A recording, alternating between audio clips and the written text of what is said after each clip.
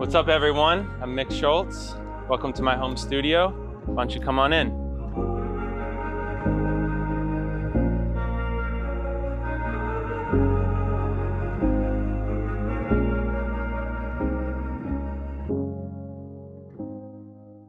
So this room is probably my favorite room in the whole building. This is the live room.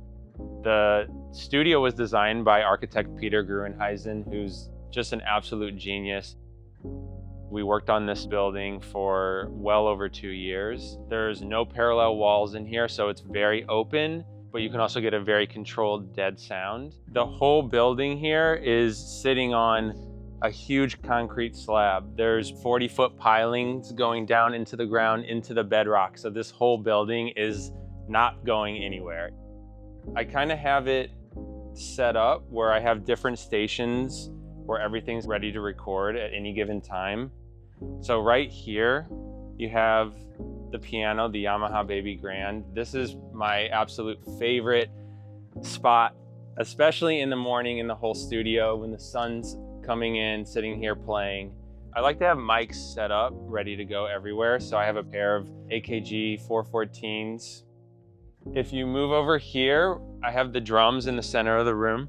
This is pretty much what I record with most of the time. I won't always use all of these mics, but I find some combination of this works really good. I have overheads here, the AKG 451s, some Sennheisers on the toms, SM57s on the top and bottom snare, and I have an SM7B on the floor tom. I have this awesome low frequency mic, which is great for getting that really low end, that sub frequency out of the kick. There's 5 hearback systems for people, so you can control the levels, and you can also set each instrument, so you can turn the drums up or turn the vocals up and adjust it yourself. Over here, we have a place for really whatever you want, but mainly we cut vocals here, and we'll do percussion and acoustic guitar here as well.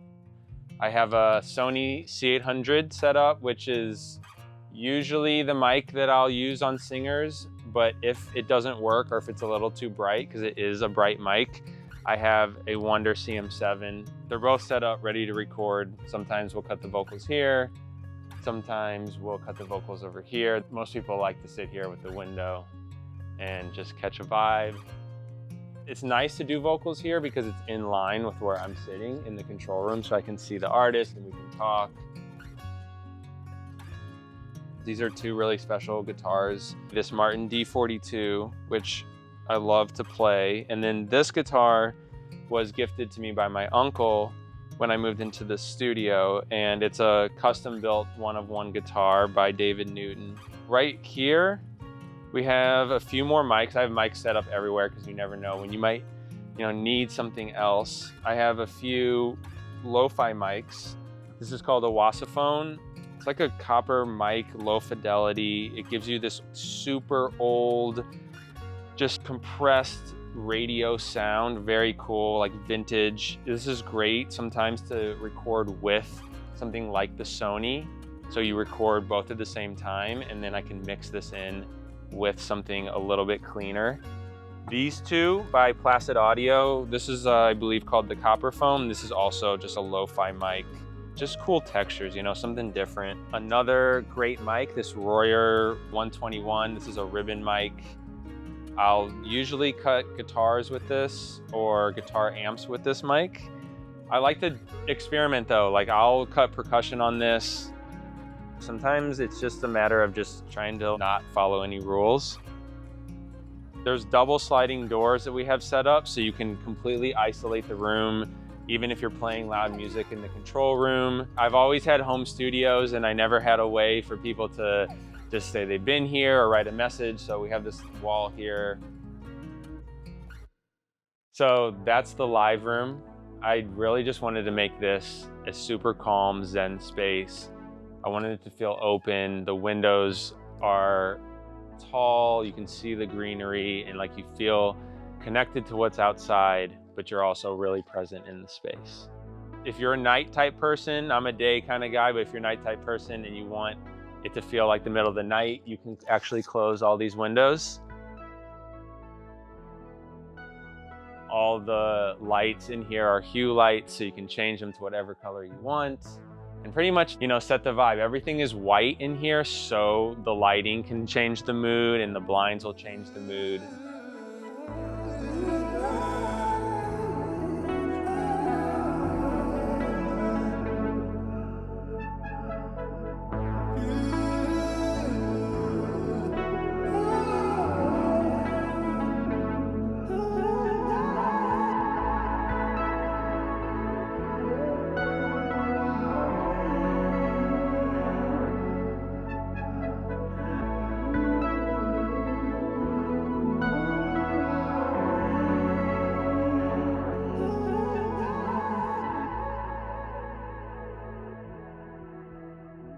All right, so this is the control room. This is where I spend pretty much 99% of my time.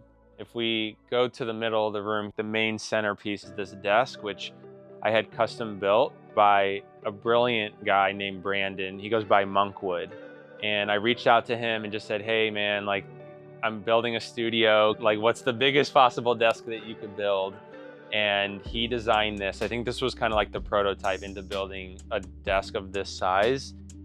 And he came to the studio, he put it together himself. It's pretty much got everything that I could ever have wanted in a desk. The center here, I have enough space to put a ton of gear, a synth, MIDI controller, but then I also have a drawer here for 88 keys, so I can play as well.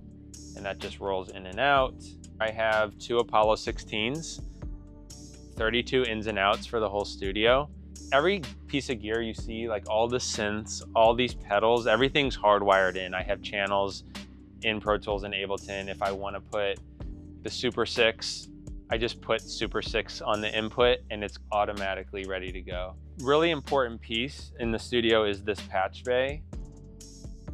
I have it set up this way so I can plug in synths with 1/4-inch cables just right in. This pedal board into the Neve, and I can send the Neve to the distressors, and I can mix and match it however I want super quickly. So this patch bay is amazing for me. I have this Silver Bullet, which my buddy Mitty Jones, who's an amazing producer, and he's a gearhead like me, he put me onto this. He was like, dude, there's this magic box. Like if you get it, it'll make everything sound better.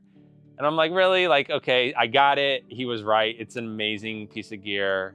And then I have a bunch of preamps here. I have an API 3124. I have a John Hardy M1. I have the Neve 1073.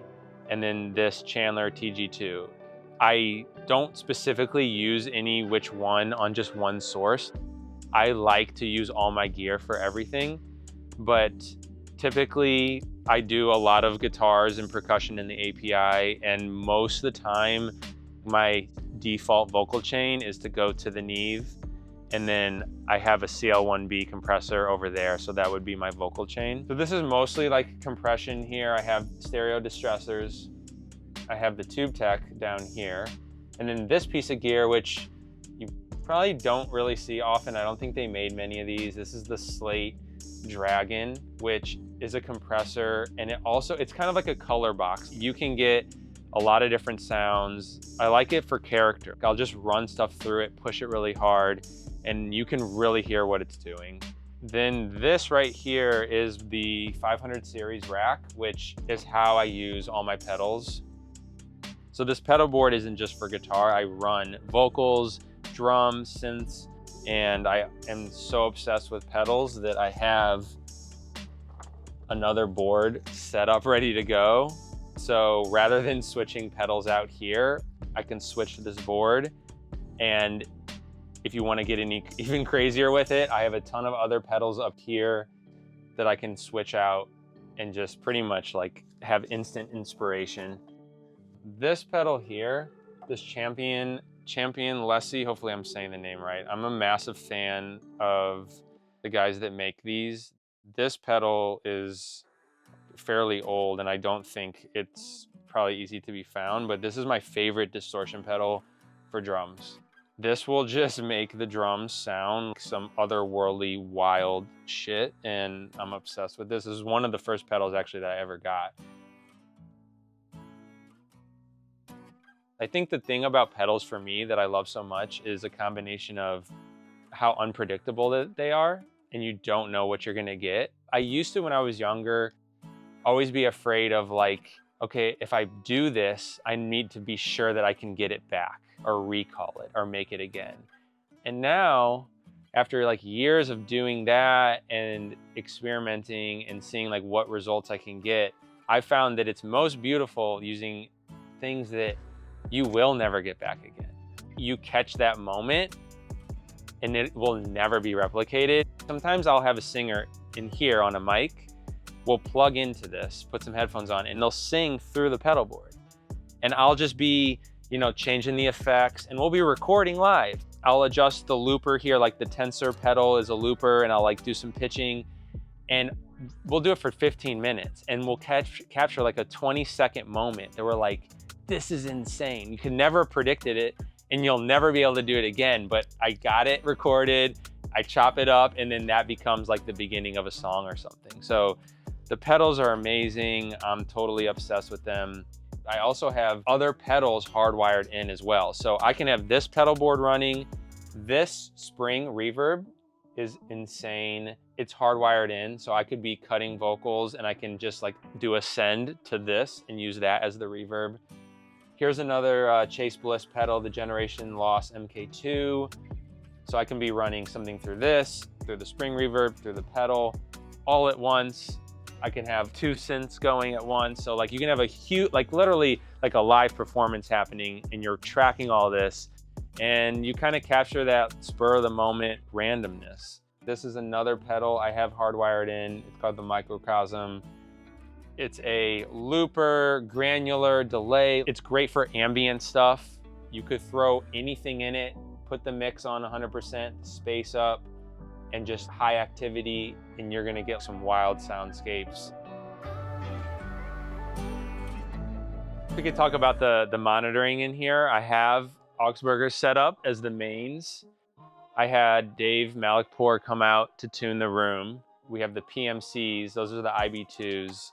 I've had those for 12, 13 years now. They were like the first monitors I bought when I was like 20 years old or something, and I wanted to invest in like something serious. So I know those really well. They sound unbelievable. The Augsburgers are great. They fill the room. They're the Duo 15s and they're on Duo 18 subs. So, I mean, it's a great full sound. As big as they are, I can work on them all day and I have no ear fatigue. We can move over here to this wall. This is kind of like my ultimate setup right here. We have a Mellotron, and the Mellotron is actually running through this chroma console. The same guys that make the Microcosm make this chroma console. This is probably all around my favorite piece of gear. The Mellotron's awesome, but when you pair it with this, it's not a Mellotron anymore. It's some otherworldly thing from your imagination, and I love that. So I can just sit here and as I'm playing, I can be just changing this in real time and tracking. So not only like I'm running it through effects, but unlike me like having plugins running on the Mellotron track, this I'm in real time adjusting it. We can talk about the Voyager for a minute. It's a monophonic synth. It's the first synth that I ever bought when I was a kid. I've used it on almost everything I've ever done. Like, it's just, not only if you're not into like sound design, the presets are all usable. Amazing. It's a simple synth, sounds great. Basses are insane, leads are insane. A lot of times I'll have this turned on with the Mellotron, and I'll be playing the Mellotron and I'll playing leads on the Voyager. It's like a good way to kind of like jam and just like find magic between the two. We have the Juno 60, which I could never live without. It's also been like on so much. It's so iconic sounding. If you process it heavy and really push it, you can make it sound like anything. Like, you can really do some crazy stuff with it, with post-processing and guitar pedals. So that's the Juno 60. Then here's the Prophet 10. You can just get, unlike the Juno, it has just like more of that classic 80s sound. This, You can get a little more like alien with it. You can get some more like traditional sounds as well, definitely, but you can also push it into like different places that you can't do with the Juno. I really like to have everything like within arm's reach, so I can be playing and I can be just changing stuff. Having the Juno running through a reverb pedal is sick, but having the Juno running through the reverb pedal and me changing the decay in real time and changing the tone as I'm playing, now you have something that has a lot of life to it. This spot right here is maybe my favorite spot. I think just because I spend so much time at the desk that just sitting here, looking into the live room, it's super inspiring and freeing for me. So the control room, very open, like the live room. The ceilings are maybe 9 feet in here. You have this huge, massive window looking out to all the greenery, so you feel like I'm super connected to outside. It's just a calming place where you can dive into the music and be a part of nature at the same time. The room is set up like very open, so if it's just me, I can be working at different stations, but if I have a few people in here, like another producer or an artist and a songwriter, I could be on one synth, someone could be tracking, someone could be on the guitars and the pedal boards. Very open and spacious, but everyone can kind of be close and collaborate together. I wanted to have pretty much like the biggest couch that I could put. This is a 10-foot couch. So, you know, if you got strangers on it, one could sit on the right side and the left side and they still feel comfortable. You could sleep on it easy. I just really love art and design. I have tons of books around the room, some bear bricks, just things that I find inspiring. I built this place not just for me, but for artists and songwriters to come here and feel at home. A creative space that has zero musical limitations. I don't want people to feel like they're on the clock or there's any pressure to do anything, but just open up and be themselves. I'm just grateful I was able to build this place off of the music that I've made, and every day that I wake up, I can walk in here and just create. Share